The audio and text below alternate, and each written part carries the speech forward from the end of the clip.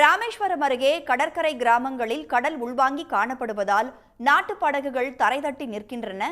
கூடுதல் விவரங்களோடு இணைகிறார் நமது செய்தியாளர் கார்த்திக்.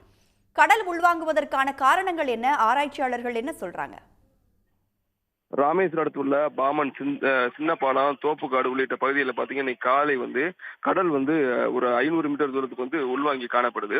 கடல் உள்வாங்கி காணப்படுவதால் பார்த்தீங்கன்னா நாட்டு படகுகள்லாம் தரை தட்டி காணப்படுகிறது. அது மட்டும் இல்லாமல் சிற்பிகள், சங்கங்கள்லாம் வெளியே காணப்படுகிறது. இதனால் நாட்டு படகு மீனவர்கள் காலையில மீன் பிடிக்க முடியாத சூழ்நிலை ஏற்பட்டிருக்கு.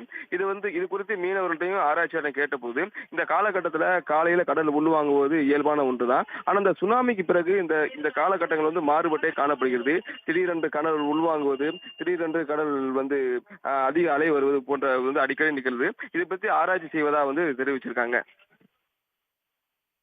விவரங்களை பகிர்ந்து கொண்டமைக்கு நன்றி கார்த்திக். உடனுக்குடன் செய்திகளை தெரிந்து கொள்ள சன் நியூஸ் பெல் ஐகானை கிளிக் பண்ணுங்க.